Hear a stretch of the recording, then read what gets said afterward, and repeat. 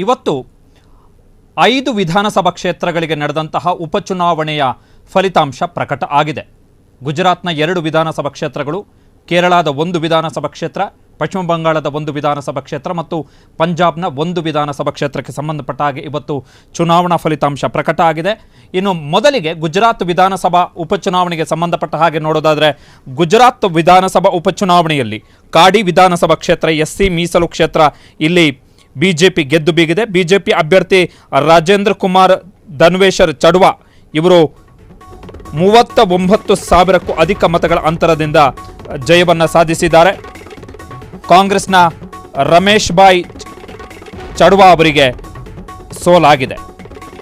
ಇಲ್ಲಿ ಈ ವಿಧಾನಸಭಾ ಕ್ಷೇತ್ರದಲ್ಲಿ ಆಮ್ ಆದ್ಮಿ ಪಕ್ಷ ತನ್ನ ಠೇವಣಿಯನ್ನು ಕೂಡ ಕಳ್ಕೊಂಡಿದೆ.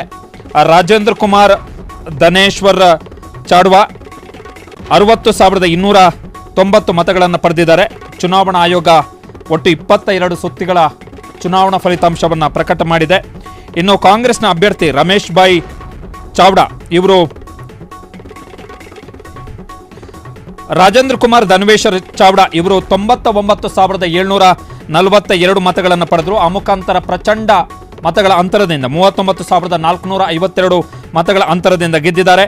ರಮೇಶ್ ಭಾಯ್ ಚಾವ್ಡಾ ಕಾಂಗ್ರೆಸ್ನ ಅಭ್ಯರ್ಥಿ 60,290 ಮತಗಳನ್ನು ಪಡೆದರು. ಆಮ್ ಆದ್ಮಿ ಪಕ್ಷದ ಅಭ್ಯರ್ಥಿ ಚಾವ್ಡಾ ಜಗದೀಶ್ ಭಾಯ್ ಗಣಪತ್ ಭಾಯ್ ಕೇವಲ 3,090 ಮತಗಳನ್ನು ಪಡೆದು ಹೀನಾಯವಾಗಿ ಸೋತಿದ್ದಾರೆ. ಕಾಡಿ ವಿಧಾನಸಭಾ ಕ್ಷೇತ್ರ SC ಮೀಸಲು ಕ್ಷೇತ್ರ ಇದು. ಉಳಿದ ಹಾಗೆ ಪ್ರಜಾಶಕ್ತಿ ಡೆಮೊಕ್ರೆಟಿಕ್ ಪಕ್ಷ ಅದು 1,335 ಮತಗಳನ್ನು ಪಡ್ಕೊಂಡಿದೆ. ಸೊ ಈ ಮುಖಾಂತರ ಈ ಕ್ಷೇತ್ರವನ್ನು ಗುಜರಾತ್ನಲ್ಲಿ ಬಿಜೆಪಿ ಉಳಿಸಿಕೊಂಡಿದೆ.